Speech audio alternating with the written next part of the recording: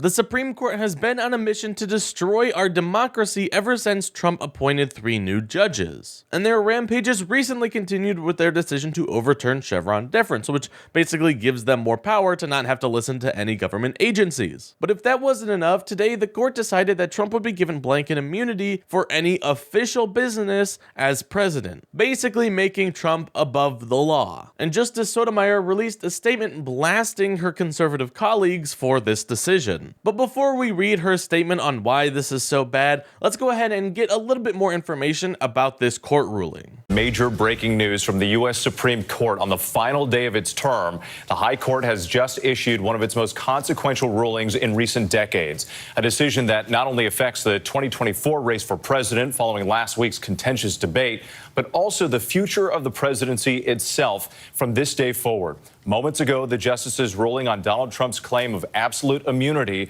from criminal prosecution, his core argument in both the 2020 election interference case in Washington, D.C., and the classified documents case in Florida. The court deciding this morning presidents do have immunity for official acts, but there is no immunity for non-official acts. The court then sending it back to the lower courts. So let's get right out to ABC's senior national correspondent, Terry Moran, at the Supreme Court. And Terry, as we noted, this goes far beyond former President Donald Trump, but presidents in the future. Absolutely. This is a ruling, the biggest ruling on presidential power in decades. All future presidents will have to reckon with it. And it is a 43-page opinion that basically says there's more work to be done in this prosecution at the lower level. But the court did, as you suggest, have to outline the big question. Donald Trump's claim that former presidents are absolutely immune from prosecution, can never be prosecuted for any of their official acts. And in this case, the court says that a former president may have some immunity from criminal prosecution for official acts during his tenure in office. And then comes the fine print. And what the court does here is steps through each of the actions of former President Trump in his alleged conspiracy to overthrow the 2020 election. His conversations with Mike Pence, pressuring Mike Pence. His conversations with Justice Department officials, pressuring them. His conversations with state officials, and his speech on January 6th. And in each instance, the court takes a look, raises the issues, and sends it back down to the trial court to figure out, under this guidance, is Trump immune on each of those areas of evidence in this prosecution? What it means is a lot more work at the trial court and a lot more delay for this trial. We'll take a deeper look at it, but that's the basic outline. Trump does not have absolute immunity. He can be prosecuted, but it depends on how the lower court looks at this opinion in each of those very fact-specific areas. So yes, presidents now have immunity over official business. But regardless of which side of the aisle you're on, this should send up alarm bells, because we don't want anyone, regardless of if there's some person on the street or the president, to be above the law. Nobody should ever be above the law. But this also brings up the question, who decides what's official business or not? Well, that answer is the courts do. And it's funny because, of course, the courts come back to this. This is their way of saying the Supreme Court gets to make all the decisions, and we're just going to slowly tear away from our foundations to give us more and more power. Just like how Chevron deference gives them the power to have the final say in any court case, regardless of what the facts or experts say, to now saying that they get to decide what's official presidential business,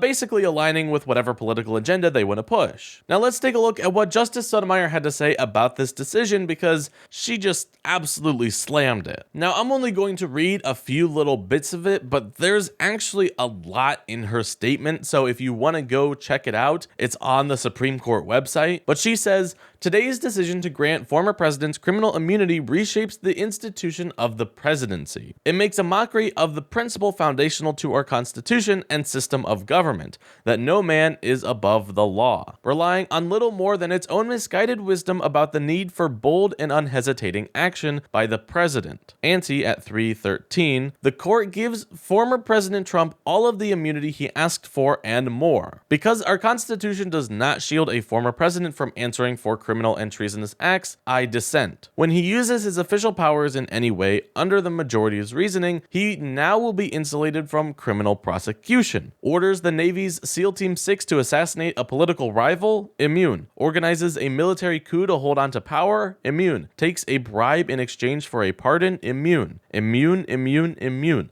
Let the president violate the law, let him exploit the trappings of his office for personal gain, let him use his official power for evil ends. Because if he knew that he may one day face liability for breaking the law, he might not be as bold and fearless as we would like him to be. That is the majority's message today. Even if these nightmare scenarios never play out, and I pray that they do, the damage has been done. The relationship between the president and the people he serves have shifted irrevocably. In every use of official power, the president is now a king above the law. Never in the history of our republic has a president had reason to believe that he would be immune from criminal prosecution if he used the trappings of his office to violate the criminal law. Moving forward, however, all former presidents will be cloaked in such immunity. If the occupant of that office misuses official power for personal gain, the criminal law that the rest of us must abide will not provide a backstop. With fear of our democracy, I dissent. Those were some really troubling messages from Justice Sotomayor, and